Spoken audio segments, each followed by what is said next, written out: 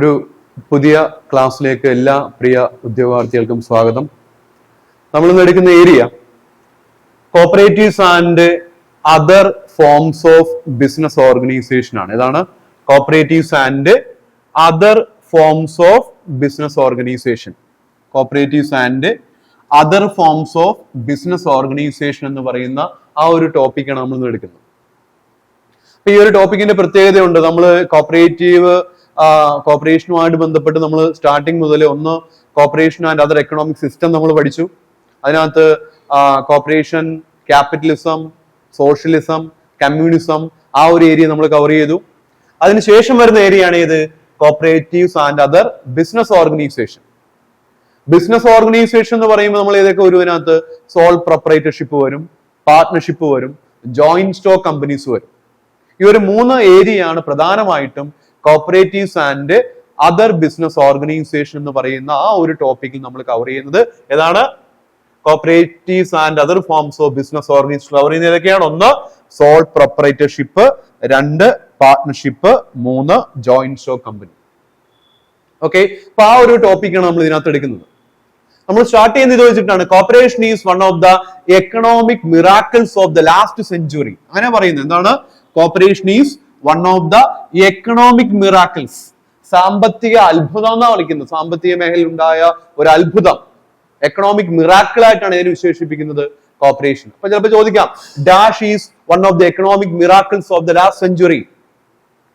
ഏതിനെയാണ് economic miracles of the last century എന്ന് വിശേഷിപ്പിക്കുന്നത്? ഏതിനെയാണ്? കോപ്പറേഷനെയാണ്. Then അതിനകത്ത് പറയുന്നത്, അതിനുശേഷം നമ്മൾ പറയുന്നത് ഏതൊക്കെ രീതിയിലാണ് ഒരു ബിസിനസ് ഓർഗനൈസേഷൻ രൂപീകരിക്കുന്നത്. ഏതൊക്കെ രീതിയിൽ ഒരു ബിസിനസ് ഓർഗനൈസേഷൻ രൂപീകരിക്കാം അതിൽ പറയുന്നുണ്ട്. നോക്കിയേ, an industry, trade or business can be organised, owned and managed in 3 ways. എന്താണ് പറഞ്ഞത്? ആൻ ഇൻഡസ്ട്രി, ഒരു വ്യവസായമോ ട്രേഡോ ബിസിനസ്സോ പ്രധാനമായിട്ടും ഏത് രീതിയിൽ? 3 രീതിയിൽ ഓർഗനൈസ് ചെയ്യാം. എത്ര രീതിയിൽ ഓർഗനൈസ് ചെയ്യാം? 3 രീതിയിലാണ് ഓർഗനൈസ് ചെയ്യാൻ വേണ്ടി സാധിക്കുന്നത്. അതിലൊന്ന് സോൾ പ്രൊപ്പറേറ്റർഷിപ്പ്, ഒന്ന് പ്രൈവറ്റ് ഓർഗനൈസേഷൻ, രണ്ട് പബ്ലിക് ഓർ ഗവൺമെന്റ് ഓർഗനൈസേഷൻ, മൂന്ന് കോപ്പറേറ്റീവ് ഓർഗനൈസേഷൻ. ഏതൊക്കെ രീതിയിലാണ് ഒരു ബിസിനസ് ഓർഗനൈസ് ചെയ്യാൻ വേണ്ടി സാധിക്കുന്നത്? ഒന്ന് പ്രൈവറ്റ് ഓർഗനൈസേഷൻ, രണ്ട് പബ്ലിക് അല്ലെങ്കിൽ ഗവൺമെന്റ് ഓർഗനൈസേഷൻ, മൂന്ന് കോപ്പറേറ്റീവ് ഓർഗനൈസേഷൻ. അപ്പൊ ആ 3 രീതിയിലാണ് ഏത് ഓർഗനൈസ് ചെയ്യാൻ വേണ്ടി സാധിക്കുന്നത്? ഒരു ട്രേഡോ അല്ലെങ്കിൽ ഒരു ബിസിനസ്സോ, എന്ത് ചെയ്യാം, ഒരു ഇൻഡസ്ട്രിയോ, ഈ പറഞ്ഞ 3 രീതിയിലാണ് എന്ത് ചെയ്യാൻ സാധിക്കുന്നത്? ഓർഗനൈസ് ചെയ്യാൻ വേണ്ടി സാധിക്കുന്നത്. ഒന്നെങ്കിൽ ഒരു പ്രൈവറ്റ് ഓർഗനൈസേഷൻ ആയിട്ട് രൂപീകരിക്കാം, അല്ലെങ്കിൽ പബ്ലിക് അല്ലെങ്കിൽ ഗവൺമെന്റ് ഓർഗനൈസേഷൻ ആയിട്ട് രൂപീകരിക്കാം, അല്ലെങ്കിൽ മൂന്നാമത്തെ രീതി എന്ന് പറയുന്നതാണ് കോപ്പറേറ്റീവ് ഫോം ഓഫ് ഓർഗനൈസേഷൻസ് ആയിട്ട് രൂപീകരിക്കാം. ഓക്കെ, അപ്പം ഒരു ബിസിനസ് ഏതൊക്കെ രീതിയിൽ ഓർഗനൈസ് ചെയ്യാം? ഒന്ന് പ്രൈവറ്റ് ഓർഗനൈസേഷൻ, രണ്ട് പബ്ലിക് അല്ലെങ്കിൽ ഗവൺമെന്റ് ഓർഗനൈസേഷൻ, മൂന്ന് കോപ്പറേറ്റീവ് ഓർഗനൈസേഷൻ. ഓക്കെ, അതിൽ വീണ്ടും പ്രൈവറ്റ് ഓർഗനൈസേഷൻ എന്താന്ന് പറയുന്നുണ്ട്? Business enterprise organised, owned and managed by ആരാണ്? Private individuals. സ്വകാര്യ വ്യക്തികളാണ് ഒരു ബിസിനസ് അല്ലെങ്കിൽ ട്രേഡോ അല്ലെങ്കിൽ ഒരു ഇൻഡസ്ട്രിയോ ഓൺ ചെയ്യുന്നതും മാനേജ് ചെയ്യുന്നതും എങ്കിൽ അതിന് വിളിക്കുന്ന പേരാണെന്ത്? ഒരു പ്രൈവറ്റ് ഓർഗനൈസേഷൻ. ഓക്കെ, അതെന്താ പറഞ്ഞത്? പ്രൈവറ്റ് ഓർഗനൈസേഷൻ ഒരു ബിസിനസ്സോ ഇൻഡസ്ട്രിയോ ട്രേഡോ ഓൺ ചെയ്യുന്നതും മാനേജ് ചെയ്യുന്നതും ആരാണെങ്കിൽ പ്രൈവറ്റ് ഇൻഡിവിജ്വൽസ് ആണെങ്കിൽ അതിന് വിളിക്കുന്ന പേരാണെന്ത്? Private organisation. ഓക്കെ, ആ പ്രൈവറ്റ് ഓർഗനൈസേഷൻ പ്രധാനമായിട്ട് എത്ര രീതിയിലാണ്? 3 രീതിയിൽ ഓർഗനൈസ് ചെയ്യാം. ഒന്ന് സോൾ പ്രൊപ്പറേറ്റർഷിപ്പ് കൺസേൺസ്, രണ്ട് പാർട്ട്ണർഷിപ്പ് ഫേം, മൂന്ന് ജോയിന്റ് സ്റ്റോക്ക് കമ്പനി. ഓക്കെ, അപ്പൊ ഒരു പ്രൈവറ്റ് ഓർഗനൈസേഷൻ പ്രധാനമായിട്ടും 3 രീതിയിൽ ഓർഗനൈസ് ചെയ്യാം. ഒന്ന് സോൾ പ്രൊപ്പറേറ്റർഷിപ്പ് കൺസേൺ, രണ്ട് പാർട്ട്ണർഷിപ്പ് ഫേം, മൂന്ന് joint stock company. Joint stock company ആയിട്ടും ഒരു പ്രൈവറ്റ് ഓർഗനൈസേഷൻ രൂപീകരിക്കാം. ഓക്കെ, അപ്പൊ എന്താ നമ്മൾ പറഞ്ഞത്? കോപ്പറേഷനെയാണ് നമ്മൾ എന്താണ് പറയുന്നത്? Economic miracles of the last century എന്ന് എന്തിനെ വിശേഷിപ്പിക്കുന്നത്? കോപ്പറേഷനെയാണ്. Dash is described as the economic miracles of the last century എന്ന് പറയുന്നത് എന്തിനെയാണ്? കോപ്പറേഷനെയാണ്. ദെൻ അതേപോലെ തന്നെ ഒരു ട്രേഡോ അല്ലെങ്കിൽ ഒരു ഇൻഡസ്ട്രിയോ അല്ലെങ്കിൽ ഒരു ബിസിനസ്സോ പ്രധാനമായിട്ടും മൂന്ന് രീതിയിൽ ഓർഗനൈസ് ചെയ്യാം. ഒന്ന് ഒരു പ്രൈവറ്റ് ഓർഗനൈസേഷൻ ആയിട്ട്, രണ്ട് പബ്ലിക് അല്ലെങ്കിൽ ഗവൺമെന്റ് ഓർഗനൈസേഷൻ ആയിട്ട്, മൂന്ന് കോപ്പറേറ്റീവ് ഓർഗനൈസേഷൻ ആയിട്ട്. അടുത്ത് നമ്മൾ പഠിച്ചത് എന്താണ് ഒരു പ്രൈവറ്റ് ഓർഗനൈസേഷൻ? എന്താ അതിനകത്ത് പഠിച്ചത്? ഒരു ബിസിനസ്സോ ട്രേഡോ ഇൻഡസ്ട്രിയോ ഓൺ ചെയ്യുന്നതും മാനേജ് ചെയ്യുന്നതും പ്രൈവറ്റ് ഇൻഡിവിജ്വൽസ് ആണെങ്കിൽ അതിനെ വിളിക്കുന്ന പേരാണെന്ത്? Private organisation. ആ പ്രൈവറ്റ് ഓർഗനൈസേഷൻ മൂന്ന് രീതിയിൽ ഓർഗനൈസ് ചെയ്യാം. ഒന്ന് സോൾ പ്രൊപ്പറേറ്റർഷിപ്പ് കൺസേൺ, രണ്ട് പാർട്ട്ണർഷിപ്പ് ഫേം, മൂന്ന് ജോയിന്റ് സ്റ്റോക്ക് കമ്പനി. ഓക്കെ, അപ്പൊ ഇനി നമ്മൾ പഠിക്കാൻ വേണ്ടി പോകുന്നത് ഏതിനെ കുറിച്ചാണ്? സോൾ പ്രൊപ്പറേറ്റർഷിപ്പ് ഓർഗനൈസേഷനെ കുറിച്ചാണ്. ഇതിനെ കുറിച്ചാണ് sole proprietorship organisation. Sole proprietorship organisation അത് പറയുന്നുണ്ട്. എന്താണ്? Cooperative societies and sole proprietorship business. എന്താണ്? Cooperative societies and sole proprietorship business. അതിലെന്താ പറഞ്ഞത്? Sole proprietor business is very common and is the oldest one. അപ്പൊ നമുക്ക് ചോദിക്കാം, the oldest form of business organization ഏതാണ്? oldest form of business organization ചോദിക്കാം. oldest form business organizationന്റെ oldest form ഏതാണ്? Sole proprietorship ആണ്. സോൾ പ്രൊപ്പറേറ്റർഷിപ്പ് അതിനെയാണ് എന്തായിട്ട് വിളിക്കുന്നത്? Oldest form of business organisation ഏതാണ്? Sole proprietorship. അപ്പൊ എന്താണ് സോൾ പ്രൊപ്പറേറ്റർഷിപ്പ് എന്ന് പറയുന്നുണ്ട്? എന്താണ്? In this case the capital is contributed by him and he manages the business, control the business and share profit of the business by himself. എന്താണ്? Capital കൊണ്ടുവരുന്നത്, business manage ചെയ്യുന്നത്, business control ചെയ്യുന്നത്, profit ഉണ്ടെങ്കിൽ ആ profit share ചെയ്യുന്നത് എല്ലാം ആര് തന്നെയാണ്? ആ ഒരു സിംഗിൾ വ്യക്തി തന്നെയാണ് എങ്കിൽ അതിന് വിളിക്കുന്ന പേരാണെന്ത്? Sole proprietorship organisation. ഓക്കെ, അപ്പൊ ഇവിടെ ഒരു പ്രത്യേകത ഉണ്ട്. പ്രോഫിറ്റ് ഷെയർ ചെയ്യുന്നത് സോൾ പ്രൊപ്പറേറ്റർ തന്നെയാണെങ്കിൽ അറ്റ് ദ സെയിം ടൈം ലോസും ആര് തന്നെ ഷെയർ ചെയ്യണം? സോൾ പ്രൊപ്പറേറ്റർ തന്നെ ഷെയർ ചെയ്യണം. അതാണ് ഇതിന്റെ പ്രത്യേകത. ഓക്കെ, അപ്പൊ സോൾ പ്രൊപ്പറേറ്റർഷിപ്പിന്റെ പ്രത്യേകത എന്ന് പറയുന്നത് capital contributed by the sole proprietor, then അതേപോലെ തന്നെ മാനേജ് ചെയ്യുന്നത് ആരാണ്? Soul proprietor himself. കൺട്രോൾ ചെയ്യുന്നത് ആരാണ്? സോൾ പ്രൊപ്പറേറ്റർ തന്നെയാണ്. ദെൻ പ്രോഫിറ്റ് ഉണ്ടാകുമ്പോൾ ആ പ്രോഫിറ്റും, ദെൻ ലോസ് ആണെങ്കിൽ ആ ലോസും ഷെയർ ചെയ്യുന്നത് ആര് തന്നെയാണ്? സോൾ പ്രൊപ്പറേറ്റർ തന്നെയാണ്. ഇതാണ് ആ ബിസിനസിന്റെ പ്രത്യേകത. ഓൾ ഇൻ ഓൾ ഒരാൾ തന്നെയാണ്. ഓക്കെ, ദെൻ അതിനെയാണ് എന്തായിട്ട് വിളിക്കുന്നത്? സോൾ പ്രൊപ്പറേറ്റർഷിപ്പ് എന്ന് വിളിക്കുന്നത്. അപ്പൊ നമ്മുടെ എക്സാമിന് ചോദിക്കുക എന്താണ്? Dash is one of the oldest form of business organisation. Oldest form of business organisation ഏതാണ്? സോൾ പ്രൊപ്പറേറ്റർഷിപ്പ് ആണ്. അപ്പൊ എന്താണ് സോൾ പ്രൊപ്പറേറ്റർഷിപ്പ് എന്ന് മനസ്സിലായല്ലോ? എന്താണ്? ഒരു ബിസിനസ് ഓൺ ചെയ്യുന്നതും മാനേജ് ചെയ്യുന്നതും ഒരു സിംഗിൾ ഇൻഡിവിജ്വൽ ആണെങ്കിൽ അതിന്റെ ക്യാപിറ്റൽ കൊണ്ടുവരുന്നത്, അത് കൺട്രോൾ ചെയ്യുന്നത്, അത് മാനേജ് ചെയ്യുന്നത്, പ്രോഫിറ്റ് അല്ലെങ്കിൽ ലോസ് ഷെയർ ചെയ്യുന്നത് ആ വ്യക്തി തന്നെയാണെങ്കിൽ അതിന് വിളിക്കുന്ന പേരാണെന്ത്? Sole proprietorship business. It is one of the oldest form of business organisation. Okay, അതാണ് സോൾ പ്രൊപ്പറേറ്റർഷിപ്പ് എന്ന് വിളിക്കുന്നത്.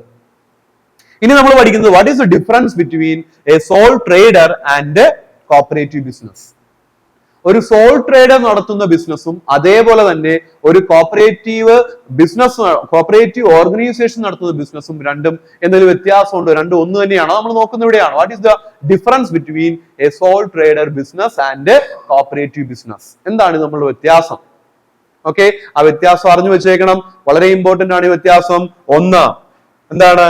Management control decide business policy by the sole trader himself. നോക്കിക്കേ, സോൾ ട്രേഡർ ബിസിനസ്സിലെ മാനേജ്മെന്റും കൺട്രോളും ബിസിനസ് പോളിസി ഡിസിഷൻ, അതായത് നയങ്ങൾ രൂപീകരിക്കുന്ന എല്ലാം ആര് തന്നെയാണ്? സോൾ ട്രേഡർ തന്നെയാണ്. Soul trader himself. ഒരു സോൾ ട്രേഡർ തന്നെയാണ് തന്റെ ബിസിനസ് മാനേജ് ചെയ്യുന്നതും കൺട്രോൾ ചെയ്യുന്നതും ബിസിനസ് പരമായിട്ടുള്ള നയരൂപീകരണം നടത്തുന്നതും എല്ലാം ആര് തന്നെയാണ്? സോൾ ട്രേഡർ തന്നെയാണ്. അല്ലാതെ വേറൊരു വ്യക്തിയെ ഇവിടെ സഹായത്തിന് വിളിക്കുന്നില്ല. Okay, what about cooperative business? Management vested with the board elected by the members. Members in the sense general body. General body elect ചെയ്യുന്ന മാനേജിംഗ് കമ്മിറ്റിയാണ് എന്ത് ചെയ്യുന്നത്? മാനേജ്മെന്റ് നടത്തുന്നത്. ഓക്കെ, ഒരു കോപ്പറേറ്റീവ് സൊസൈറ്റിയുടെ മാനേജ്മെന്റ് എന്ന് പറയുന്നത് it is carried out by the elected committee. From where? എവിടെ നിന്ന്? From the general body. അവരാണ് ഇതിന്റെ മാനേജ്മെന്റ് നടത്തുന്നത്. നമ്മൾ വിളിക്കുന്നത് എന്താ? മാനേജിംഗ് കമ്മിറ്റി എന്നോ ബോർഡ് ഓഫ് ഡയറക്ടേഴ്സ് എന്നൊക്കെ വിളിക്കാം, കുഴപ്പമൊന്നുമില്ല. ഓക്കെ, അപ്പൊ സോൾ ട്രേഡറിൽ ഇതെല്ലാം ചെയ്യുന്ന ആ വ്യക്തി തന്നെയാണ്. പക്ഷേ ഒരു കോപ്പറേറ്റീവ് ഓർഗനൈസേഷന്റെ മാനേജ്മെന്റ് എന്ന് പറയുന്ന ആർക്കാണ്? Elected managing കമ്മിറ്റിക്കാണ്. ഫ്രം എവിടെ നിന്നും? ജനറൽ ബോഡിയിൽ നിന്നും അല്ലെങ്കിൽ മെമ്പേഴ്സിൽ നിന്നും. രണ്ടാമത്തെ പോയിന്റ് നോക്കിയേ, share profit or suffer loss by himself. ആര് തന്നെയാണ്? സോൾ ട്രേഡർ തന്നെയാണ്. എന്ത് പ്രോഫിറ്റ് അല്ലെങ്കിൽ ലോസ് ഷെയർ ചെയ്യുന്നത് ആര് തന്നെയാണ്? സോൾ ട്രേഡർ തന്നെയാണ്. ഇവിടെയോ പ്രോഫിറ്റ് ഷെയർഡ് ബൈ മെമ്പേഴ്സ്. ലാഭം, ഒരു കോപ്പറേറ്റീവ് സൊസൈറ്റിക്ക് ലാഭം ഉണ്ടാവുകയാണെങ്കിൽ ആ ലാഭം മെമ്പേഴ്സിന്റെ ഷെയർ ചെയ്യപ്പെടും, ഡിവിഡൻഡ് ആയിട്ട് ഷെയർ ചെയ്യപ്പെടും. നമ്മൾ പഠിച്ചിട്ടുണ്ട് ഡിവിഡൻഡ്. എന്നാൽ വാരിക്കോരി ഡിവിഡൻഡ് കൊടുക്കത്തില്ല, നമുക്കറിയാലോ, അവിടെ റെസ്ട്രിക്ഷൻ ഉണ്ട്. എന്നാലും ലാഭം ഉണ്ടാക്കുന്ന ഒരു കോപ്പറേറ്റീവ് സൊസൈറ്റി ആണെങ്കിൽ അതിന്റെ ഒരു ഓഹരി മെമ്പേഴ്സിന് എന്ത് ചെയ്യും? അത് ഡിസ്ട്രിബ്യൂട്ട് ചെയ്യുന്നതാണ് കോപ്പറേറ്റീവ് സൊസൈറ്റി. ഇവിടെ സോൾ ട്രേഡർ ലാഭം ഉണ്ടാക്കുന്നത് ആര് തന്നെയാണ്? സോൾ ട്രേഡർ തന്നെയാണ്. അതുകൊണ്ട് ലാഭം ആരിലേക്ക് തന്നെ പോകും? സോൾ ട്രേഡറിലേക്ക് തന്നെ പോകും. അതാണ് second difference. What about third one? Main aim is to make profit or personal gain. Main aim, ഒരു സോൾ ട്രേഡർ ബിസിനസിന്റെ പ്രധാനപ്പെട്ട ഉദ്ദേശം എന്ന് പറയുന്നത് എന്ത് തന്നെയാണ്? പ്രോഫിറ്റ് ഏൺ ചെയ്യുക എന്നുള്ളതാണ്. പ്രോഫിറ്റ് ഉണ്ടാക്കുക, ലാഭം ഉണ്ടാക്കുക, ഓക്കെ, അല്ലെങ്കിൽ പേഴ്സണൽ ഗെയിൻ, വ്യക്തിപരമായ നേട്ടം ഉണ്ടാക്കുക. ഇത് തന്നെയാണ് പ്രധാനപ്പെട്ട ലക്ഷ്യം. ഏതിന്റെ? സോൾ ട്രേഡർ ബിസിനസിന്റെ. What about cooperatives? Main motto is to render service to members. എന്താണ് മെയിൻ മോട്ടോ? പ്രധാനപ്പെട്ട ലക്ഷ്യം എന്ന് പറയുന്നത് എന്ത് തന്നെയാണ്? സർവീസ് ടു മെമ്പർ ആണ്. മെമ്പേഴ്സിന് സേവനം കൊടുക്കുക എന്നുള്ളതാണ്. ഓക്കെ, സേവനം കൊടുക്കുക എന്നുള്ളത് തന്നെയാണ് ഒരു കോപ്പറേറ്റീവ് സൊസൈറ്റിയുടെ പ്രധാനപ്പെട്ട ഉദ്ദേശം. പക്ഷേ എന്നിരുന്നാലും നമ്മൾ അറിഞ്ഞു വെക്കണം, എന്താണ്? പ്രോഫിറ്റ് ഇല്ലാതെ ഒരു കോപ്പറേറ്റീവ് സൊസൈറ്റിക്ക് എക്സിസ്റ്റൻസ് ഇല്ല. അവരുടെ ക്ലാസിഫിക്കേഷൻ ഉൾപ്പെടെ, അതായത് ഓഡിറ്റ് ക്ലാസിഫിക്കേഷൻ ആയിക്കോട്ടെ, ഫിനാൻഷ്യൽ ക്ലാസിഫിക്കേഷൻ ആയിക്കോട്ടെ, ഇത് ഉൾപ്പെടെയുള്ള കാര്യങ്ങൾ നിശ്ചയിക്കുന്ന പ്രധാനപ്പെട്ട ഒരു എലമെന്റ് എന്ത് തന്നെയാണ്? ലാഭം തന്നെയാണ്. എന്നാൽ ലാഭം ഓറിയന്റഡ് ആയിട്ടല്ല ഒരു കോപ്പറേറ്റീവ് സൊസൈറ്റി പ്രവർത്തിക്കേണ്ടത്. ഇവരുടെ പ്രധാനപ്പെട്ട ഉദ്ദേശം എന്ത് തന്നെയാണ്? To provide service to member. Service motive ആണ്. What about fourth one? cannot raise capital issuing share. cannot raise capital issuing share. Share issue ചെയ്തുകൊണ്ട് മൂലധനം സമാഹരിക്കാനുള്ള അധികാരം ആർക്കില്ല? സോൾ ട്രേഡർക്കില്ല. ഷെയർ ഇഷ്യൂയിലൂടെ ഇവർക്ക് വേണ്ട മൂലധനം, ക്യാപിറ്റൽ, അത് കളക്ട് ചെയ്യാനുള്ള ഒരു അധികാരം ആർക്കില്ല? സോൾ ട്രേഡർക്കില്ല. At the same time cooperative society എന്ത് ചെയ്യാം? Capital raised by issuing share. Share issue ചെയ്തുകൊണ്ട് എന്ത് റൈസ് ചെയ്യാം? എന്ത് സമാഹരിക്കാം? ക്യാപിറ്റൽ സമാഹരിക്കാം. ഷെയർ ഇഷ്യൂ ചെയ്തുകൊണ്ട് ക്യാപിറ്റൽ സമാഹരിക്കാം. Then അടുത്തത് fifth one, no legal entity and can close the business at any time. ഒരു സെപ്പറേറ്റ് എൻറ്റിറ്റി ഇല്ല ആർക്ക്? സോൾ ട്രേഡർക്ക്. സോൾ ട്രേഡറും അയാളുടെ ബിസിനസ്സും രണ്ടും ഒന്ന് തന്നെയാണ്. There is no distinction between the owner and organization. എവിടെ? സോൾ ട്രേഡറിൽ രണ്ടും ഒരാൾ തന്നെ ആയതുകൊണ്ട് തന്നെ ബിസിനസ്സും സോൾ ട്രേഡറും ഒരേ ആംഗിളിൽ പോകുന്ന ആൾക്ക്, ഒരേ എന്താ പറയുക, ഒരേ ചട്ടക്കൂടിനുള്ള ആൾക്കാർ തന്നെയാണ്. അല്ലാതെ സോൾ ട്രേഡറും ബിസിനസ്സും രണ്ടല്ല, സെപ്പറേറ്റ് എൻറ്റിറ്റി ഇല്ല. എവിടെ? സോൾ ട്രേഡറിൽ. പക്ഷേ കോപ്പറേറ്റീവിൽ എന്താണ്? ലീഗൽ എൻറ്റിറ്റി ഉണ്ട്. ഇതൊരു സെപ്പറേറ്റ് എൻറ്റിറ്റി ആണ്. ആൻഡ് പെർപെച്വൽ സക്സഷൻ, പിന്തുടർച്ചയുണ്ട്. Members may come and members may gone but the society may exist എന്നാണ്.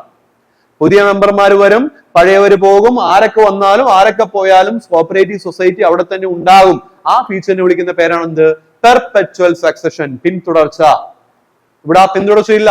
All depends upon that single individual ആണ്. ഏത്? സോൾ ട്രേഡറെ ഡിപ്പെൻഡ് ചെയ്താണ് കംപ്ലീറ്റ് കാര്യങ്ങൾ പോകുന്നത്. അതുകൊണ്ട് തന്നെ ഇവിടെ ഒരു പിന്തുടർച്ച ഉണ്ട് എന്ന് നമുക്ക് എന്ത് ചെയ്യാൻ പറ്റത്തില്ല? അവകാശപ്പെടാൻ വേണ്ടി സാധിക്കത്തില്ല. എവിടെ? സോൾ ട്രേഡർഷിപ്പില് പെർപെച്വൽ സക്സഷൻ എന്ന് പറയുന്ന ഫീച്ചർ ഇവിടെ വരാൻ സാധ്യതയില്ല. ഓക്കെ, ദെൻ അതേപോലെ തന്നെ വരാൻ മേലെന്നില്ല കേട്ടോ, വരാൻ കംപ്ലീറ്റ് ആയിട്ട് വരാൻ പാടില്ലെന്നില്ല. ചിലപ്പം ഫാമിലി നടത്തുന്ന ബിസിനസ്, അതായത് ഒരു അച്ഛൻ നടത്തുന്ന ബിസിനസ് പിന്നീട് മക്കളിലേക്ക് വരാം, അതിൽ തെറ്റൊന്നുമില്ല. പക്ഷെ ഇവിടുത്തെ പോലെ എന്താണ്? ലീഗൽ എൻറ്റിറ്റി ഇല്ല, സെപ്പറേറ്റ് ലീഗൽ എൻറ്റിറ്റി ഇല്ല. Then അടുത്തത് no statutory privileges conferred by statute. ഇത് നിയമപ്രകാരം രജിസ്റ്റർ ചെയ്യാത്തത് കൊണ്ട് തന്നെ നിയമപരമായിട്ടുള്ള യാതൊരുവിധ ആനുകൂല്യങ്ങളും ആർക്കുണ്ടായിരിക്കുന്നതല്ല? സോൾ ട്രേഡർക്ക്. പക്ഷേ ഒരു കോപ്പറേറ്റീവ് സൊസൈറ്റി ആക്ട് പ്രകാരം രജിസ്റ്റർ ചെയ്യുന്നത് കൊണ്ട് തന്നെ അവർക്ക് നിയമപരമായിട്ടുള്ള പ്രിവിലേജുകൾ ഉണ്ടായിരിക്കും. അതാണ് അടുത്തൊരു ഡിഫറൻസ് എന്ന് പറയുന്നത്. ഓക്കെ, അപ്പൊ ഒരു സ്റ്റാറ്റ്യൂട്ടറി പ്രിവിലേജ് ആർക്കില്ല? സോൾ ട്രേഡർക്കില്ല. കാര്യം എന്തുകൊണ്ടാ? ഇതൊരു സ്റ്റാറ്റ്യൂട്ടും പ്രകാരം രജിസ്റ്റർ ചെയ്യുന്നില്ല. ഇപ്പൊ ഈ ഒരു പോരായ്മ പരിഹരിക്കുവാൻ വേണ്ടിയിട്ട് 2013 കമ്പനീസ് അമെന്റ്മെന്റ്, കമ്പനീസ് ആക്ട് കൊണ്ടുവന്നപ്പോഴത്തേക്കും അതിനകത്ത് സെക്ഷൻ 8 പുതിയൊരു പ്രൊവിഷൻ കൊണ്ടുവന്നു. വൺ മാൻ കമ്പനി എന്ന് പറയും. One man company, one person company, OPC എന്ന് പറയും. ഓക്കെ, വൺ പേഴ്സൺ കമ്പനിയാണ്, ഒരാൾ മാത്രമേ ഉള്ളൂ മെമ്പർ ആയിട്ട്. അപ്പൊ അത് ഇതിന്റെ അതായത് അത് കമ്പനീസ് ആക്ടും പ്രകാരം രജിസ്റ്റർ ചെയ്യുന്നത് കൊണ്ട് തന്നെ സ്റ്റാറ്റ്യൂട്ടറി പ്രിവിലേജ് കിട്ടും. അവിടെ വൺ പേഴ്സൺ കമ്പനി OPCയിലെ സ്റ്റാറ്റ്യൂട്ടറി പ്രിവിലേജ് കിട്ടും. പക്ഷെ ഇവിടെ അതില്ല. കാര്യം എന്താണ്? ഒരു സോൾ ട്രേഡർ ഏതെങ്കിലും നിയമപ്രകാരം എന്ത് ചെയ്യുന്നില്ല? രജിസ്റ്റർ ചെയ്യുന്നില്ല എങ്കിൽ സ്റ്റാറ്റ്യൂട്ടറി പ്രിവിലേജ് ഉണ്ടായിരിക്കുന്നതല്ല. ദെൻ കോപ്പറേറ്റീവ് സൊസൈറ്റിക്ക് എന്തുണ്ട്? സ്റ്റാറ്റ്യൂട്ടറി പ്രിവിലേജ് ഉണ്ട്. ഇവർ ഏതെങ്കിലും ഒരു പർട്ടിക്കുലർ നിയമപ്രകാരം, പർട്ടിക്കുലർ നിയമമല്ല, നമുക്കറിയാം നമ്മുടെ നിയമം ഏതാ? ഒന്നെങ്കിൽ കേരള കോപ്പറേറ്റീവ് സൊസൈറ്റീസ് ആക്ടും പ്രകാരമോ, ഇനി മൾട്ടി സ്റ്റേറ്റ് സംഘമാണെങ്കിൽ ഏതാ? മൾട്ടി സ്റ്റേറ്റ് കോപ്പറേറ്റീവ് സൊസൈറ്റീസ് ആക്ടും പ്രകാരമോ ഒക്കെ എന്ത് ചെയ്തിട്ടുണ്ടാവും? രജിസ്റ്റർ ചെയ്തിട്ടുണ്ടാവും. അതുകൊണ്ട് തന്നെ കോപ്പറേറ്റീവ് സൊസൈറ്റിക്ക് എന്തുണ്ട്? സ്റ്റാറ്റ്യൂട്ടറി പ്രിവിലേജ് ഉണ്ടായിരിക്കും. ഓക്കെ, ദെൻ ഏഴാമത്തത് വളരെ ഇമ്പോർട്ടന്റ് ആണ്, കഴിഞ്ഞ പരീക്ഷയ്ക്ക് ചോദിച്ചതാണ്. ഒരു സോൾ ട്രേഡറുടെ ലയബിലിറ്റി എന്ന് പറയുന്നത് എന്ത് തന്നെയാണ്? അൺലിമിറ്റഡ് ലയബിലിറ്റി ആണ്. വളരെ ഇമ്പോർട്ടന്റ് ആണ്. ഒരു സോൾ ട്രേഡറുടെ ലയബിലിറ്റി, ഒരു സോൾ ട്രേഡറുടെ ലയബിലിറ്റി എന്താണ്? അൺലിമിറ്റഡ് ലയബിലിറ്റി ആണ്. അൺലിമിറ്റഡ് ലയബിലിറ്റി ആണ്. ഓക്കെ, അതെന്താണെന്ന് പറയാം. അതായത് whatever may be the liability which are incurred by the sole trader, his assets are also responsible for paying off that liability എന്നാണ്. അയാളുടെ അസറ്റ് ഉൾപ്പെടെ വിറ്റുകൊണ്ട് എന്ത് ചെയ്യാം? ബാധ്യതകൾ കൊടുത്തു തീർക്കാൻ വേണ്ടി സാധിക്കും. ഓക്കെ, അപ്പൊ അൺലിമിറ്റഡ് ലയബിലിറ്റി ആണ്. അദ്ദേഹത്തിന്റെ പേഴ്സണൽ ബിലോങ്ങിങ്സ് ഉൾപ്പെടെ ലയബിൾ ആയിരിക്കും. എന്ത് വന്നു കഴിഞ്ഞാല്? ഒരു ബാധ്യത ഉണ്ടായി കഴിഞ്ഞാൽ. ആരുടെ കേസില്? സോൾ ട്രേഡറുടെ കേസില്. അതുകൊണ്ടാണ് പറഞ്ഞത് ഒരു സോൾ ട്രേഡർ ലയബിലിറ്റി എന്താണ്? അൺലിമിറ്റഡ് ലയബിലിറ്റി ആണ്. ഇമ്പോർട്ടന്റ് ആണ്, അൺലിമിറ്റഡ് ലയബിലിറ്റി ആണ്. നേരെ മറിച്ച് നമുക്കറിയാം കോപ്പറേറ്റീവ് ഓർഗനൈസേഷൻ ലയബിലിറ്റി എന്താണ്? അത് ലിമിറ്റഡ് ആയിരിക്കും. ലിമിറ്റഡ് ആണ്. നമ്മൾ ആക്ടിൽ പറയുന്നുണ്ട് അല്ലെ? ആക്ടിൽ പറയുന്നില്ലേ? സെക്ഷൻ 5 പറയുന്നുണ്ട് എന്താണ്? ലിമിറ്റഡ് ലയബിലിറ്റിയോടുകൂടി മാത്രമേ കോപ്പറേറ്റീവ് സൊസൈറ്റി എന്ത് ചെയ്യാൻ പാടുള്ളൂ? രജിസ്റ്റർ ചെയ്യാൻ വേണ്ടി പാടുള്ളൂ. 5(2) പറയുന്നുണ്ട് the word limited or its equivalent in any Indian language shall be the last word in the name of a cooperative society. ഒരു കോപ്പറേറ്റീവ് സൊസൈറ്റിയുടെ പേരിന്റെ അവസാനം എന്തായിരിക്കണം? വേർഡ് ലിമിറ്റഡ് എന്നോ അതിന് ഇന്ത്യൻ ലാംഗ്വേജിലോ മറ്റ് ലാംഗ്വേജിലോ തത്തുല്യമായ വാക്കോ ആയിരിക്കണം. ഓക്കെ, 5(2) പറയുന്നുണ്ട്. അപ്പം ലിമിറ്റഡ് ലയബിലിറ്റിയോട് കൂടിയ നിലവിൽ ഒരു കോപ്പറേറ്റീവ് സൊസൈറ്റി എന്ത് ചെയ്യപ്പെടുന്നുള്ളൂ? രജിസ്റ്റർ ചെയ്യപ്പെടുന്നുള്ളൂ. ലയബിലിറ്റി എപ്പോഴും എന്തായിരിക്കും? ലിമിറ്റഡ് ആയിരിക്കും. ഓക്കെ, അപ്പൊ ഇതാണ് ഏത് നമ്മൾ വ്യത്യാസം എന്ന് പറയുന്നത്. ഒരു സോൾ ട്രേഡർഷിപ്പും അതേപോലെ തന്നെ ഒരു കോപ്പറേറ്റീവ് ഓർഗനൈസേഷൻ തമ്മിലുള്ള പ്രധാനപ്പെട്ട വ്യത്യാസം. ഓക്കെ, അപ്പൊ സോൾ ട്രേഡർ എന്ന് വെച്ചാൽ അതിന്റെ മീനിങ് തന്നെ ഉണ്ട്. സോൾ മീൻസ് സിംഗിൾ എന്നാണ്. ഒരാൾ തന്നെ മാനേജ് ചെയ്യുന്നു, ഒരാൾ ക്യാപിറ്റൽ കൊണ്ടുവരുന്നു, ഒരാൾ കൺട്രോൾ ചെയ്യുന്നു. ഹോൾ പ്രോഫിറ്റ് അല്ലെങ്കിൽ ഷെയർ, പ്രോഫിറ്റ് അല്ലെങ്കിൽ ലോസ് അയാൾക്ക് തന്നെ പോകുന്നു. ഇതിനെയാണ് നമ്മൾ നോർമൽ എന്ന് പറയുന്നത് സോൾ ട്രേഡർഷിപ്പ് എന്ന് പറയുന്നത്. അപ്പൊ ഇവിടെ ഓർത്തിരിക്കേണ്ട രണ്ട് പ്രധാനപ്പെട്ട പോയിന്റ്. ഒന്ന്, one of the oldest form of business organisation ഏതാണ്? സോൾ ട്രേഡർഷിപ്പ് ആണ്. രണ്ടാമത്തത്, ഒരു സോൾ ട്രേഡറുടെ ലയബിലിറ്റി എന്താണ്? അൺലിമിറ്റഡ് ലയബിലിറ്റി ആണ്. ഇത് രണ്ടും ഇമ്പോർട്ടന്റ് ആണ്. ഓക്കെ, ദെൻ അടുത്തതിലേക്ക് നമ്മൾ വരുന്നു. Cooperative societies and partnership business. എന്താണ് cooperative society and partnership business? Partnership business അപ്പൊ അതിനകത്ത് പറയുന്നുണ്ട് എന്താണ് ഒരു പാർട്ട്ണർഷിപ്പ്. ഇമ്പോർട്ടന്റ് ആണ് ഈ ഏരിയയും. Partnership is A form of business in which 2 or more persons join together and organize for carrying out business എന്നാണ്. രണ്ടോ അതിലധികമോ ആൾക്കാര് ഒരുമിച്ച് വരികയും ഒരു ബിസിനസ് സംരംഭം ആരംഭിക്കുകയും അത് നടത്തിക്കൊണ്ട് പോവുകയും ചെയ്താൽ അതിന് വിളിക്കുന്ന പേരാണ് എന്ത്? പാർട്ട്ണർഷിപ്പ്. എന്താ വിളിക്കുന്നത്? പാർട്ട്ണർഷിപ്പ്. ഓക്കെ, അതെന്താണ് ഒരു പാർട്ട്ണർഷിപ്പ് എന്ന് സെക്ഷൻ 4 ഓഫ് പാർട്ട്ണർഷിപ്പ് ആക്ട് പറയുന്നുണ്ട്. Section 4 of Indian partnership act 1932 ആണ് വർഷം. 1932 ഇന്ത്യൻ പാർട്ട്ണർഷിപ്പ് ആക്ടിന്റെ സെക്ഷൻ 4 പറയുന്നുണ്ട് എന്താണ് ഒരു പാർട്ട്ണർഷിപ്പ്. നോക്കിക്കേ, ഇമ്പോർട്ടന്റ് ഡെഫിനിഷൻ ആണ്. The relationship between persons who have agreed to share profit of a business carried on by all or any of them acting for all. എന്താണ് പറഞ്ഞത്? Partnership എന്ന് പറയുന്നത് it is the relationship between dash. ആരാണ്? Between persons. ആരാണ്? Between persons who have, അവരെന്താ അവരുടെ agreement എന്താണ്? Who have agreed to share the profit of the business. എന്താണ് അവർ നമ്മൾ എഗ്രിമെന്റ് എന്താണ്? ബിസിനസ് ലാഭം ഉണ്ടാകുകയാണെങ്കിൽ ആ ലാഭം എന്ത് ചെയ്യാം, ഷെയർ ചെയ്തു കൊള്ളാം. അതാണ് എഗ്രിമെന്റ്. എങ്ങനെ ബിസിനസ് നടത്തിക്കൊണ്ട് പോകുന്നത് എങ്ങനെയാ? ക്യാരിഡ് ഓൺ ബൈ ഓൾ, ഒന്നെങ്കിൽ എല്ലാവരും ഒരുമിച്ച് നടത്തിക്കൊണ്ടു പോവുകയോ അല്ലെങ്കിൽ any of them acting for all, അല്ലെങ്കിൽ ഏതെങ്കിലും ഒരാൾ എല്ലാവർക്കും വേണ്ടിയിട്ട് ബിസിനസ് നടത്തിക്കൊണ്ടു പോവുകയോ ചെയ്യും.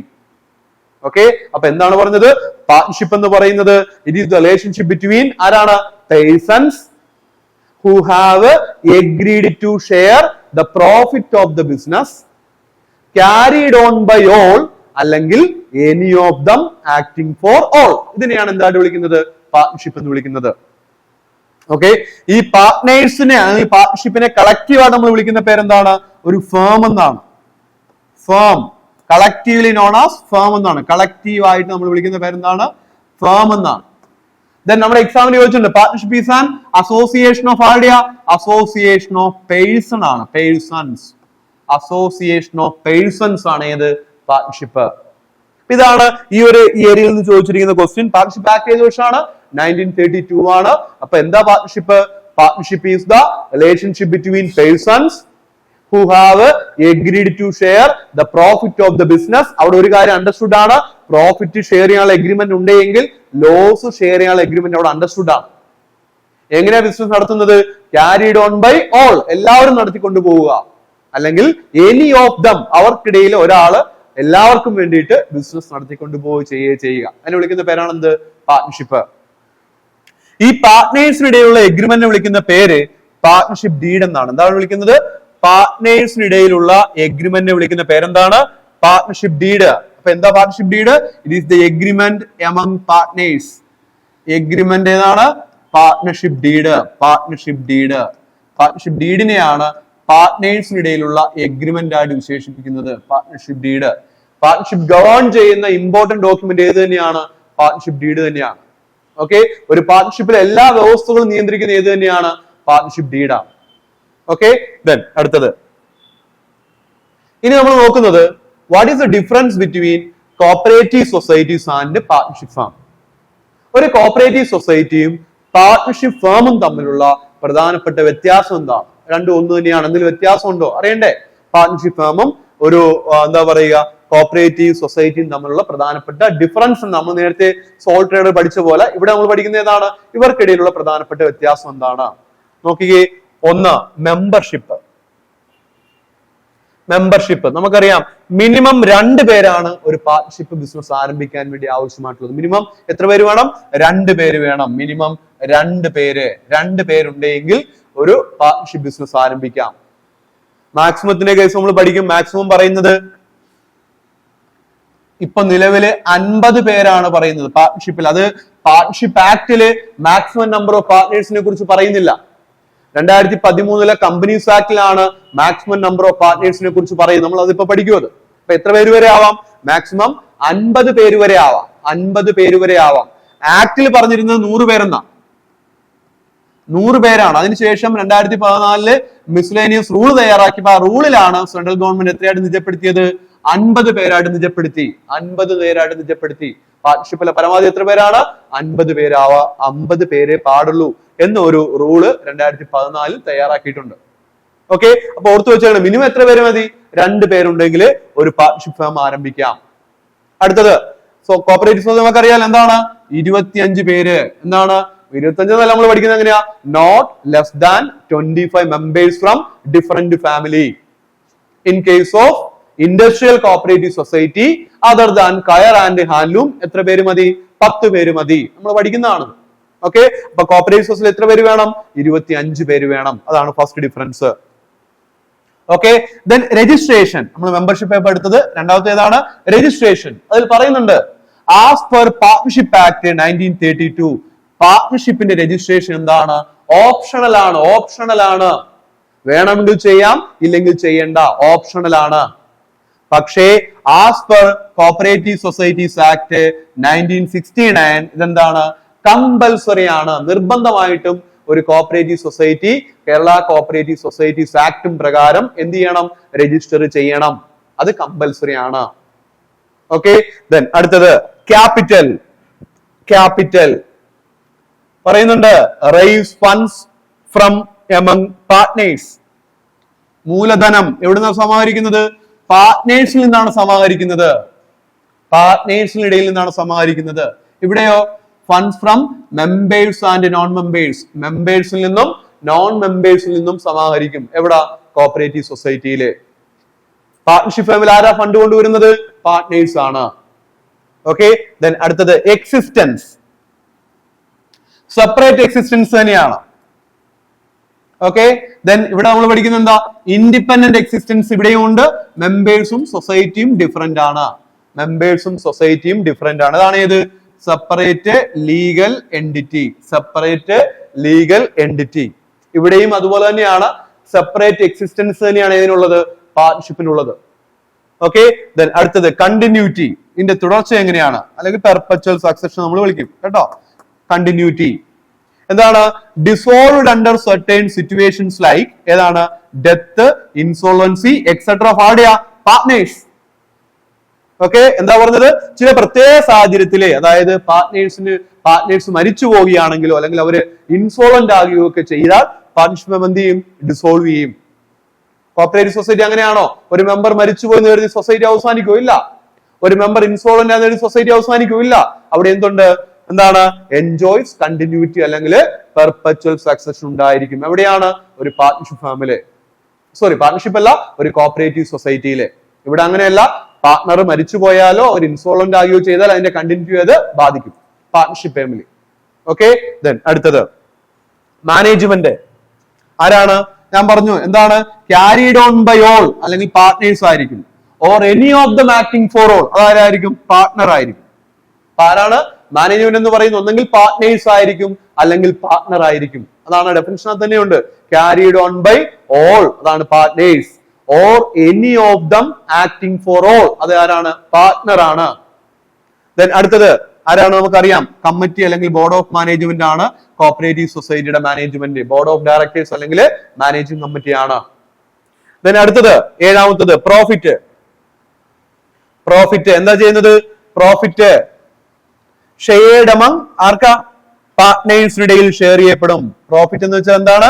Shared among partners in proportion to their profit sharing ratio. Partnership ഡീഡിൽ പറഞ്ഞിരിക്കുന്ന പ്രോഫിറ്റ് ഷെയറിംഗ് റേഷ്യോ അനുസരിച്ച് ലാഭം എന്ത് ചെയ്യപ്പെടും? ഷെയർ ചെയ്ത് കൊടുക്കും. പാർട്ട്നേഴ്സിനിടയിൽ ഷെയർ ചെയ്യപ്പെടും. ഇവിടെ അങ്ങനെയല്ല. Equally shared among members. Equally അല്ല, നമുക്കറിയാം. Based on their paid up share capital. Paid up share capital അടിസ്ഥാനത്തില് പ്രോഫിറ്റ് ഷെയർ ചെയ്യപ്പെടും. Paid up share capital. Then ഒരെണ്ണം കൂടി ഉണ്ട്, ലയബിലിറ്റി. ഇമ്പോർട്ടന്റ് ആണ് ലയബിലിറ്റി.